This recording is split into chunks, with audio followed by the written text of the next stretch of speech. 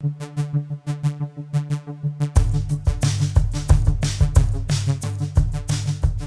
Morningstar, I'm Christian Charest. I'm here at the Morningstar Investment Conference in Chicago, and my guest is John Hale. He is the head of sustainability research here at Morningstar, and he just hosted a panel discussion aimed at financial advisors on how they can integrate sustainability into their practice. Now, John, are advisors seeing increasing demand from their clients, from investors, to integrate these kinds of elements? Yeah, I think so, Christian.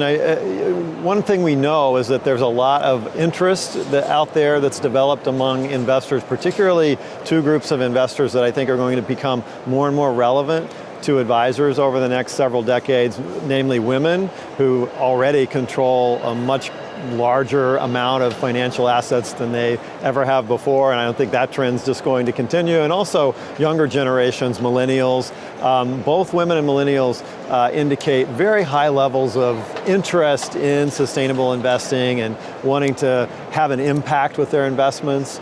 And these are groups that are going to just get bigger and bigger in terms of their share of the investment world. We're looking at a massive intergenerational transfer of wealth. Two younger generations over the last 3 decades. So yes, I think that certainly we see a lot of interest out there developing among these groups. Now, advisors are telling us that they're getting asked about it more by clients and potential clients. And they're also telling us, we're not quite sure exactly how to address it.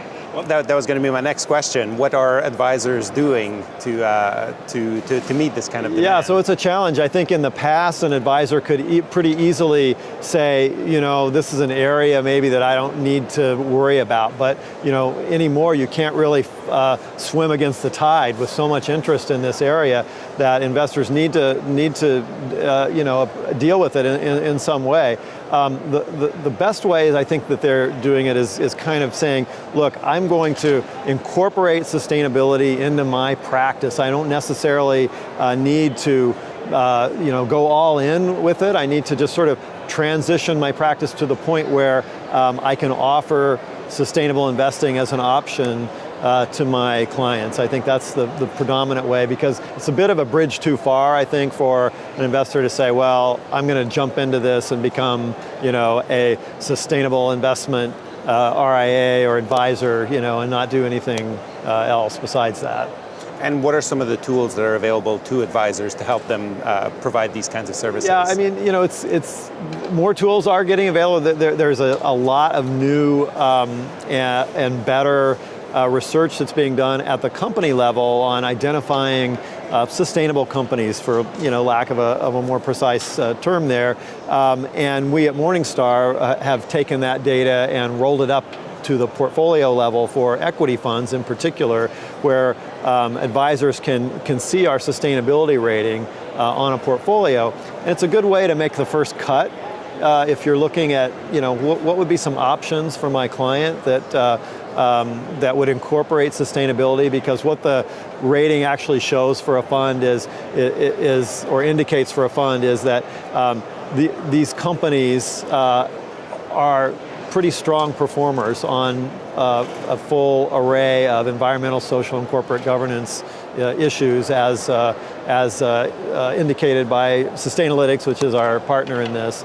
And so you get an idea of, some funds score better on that than others.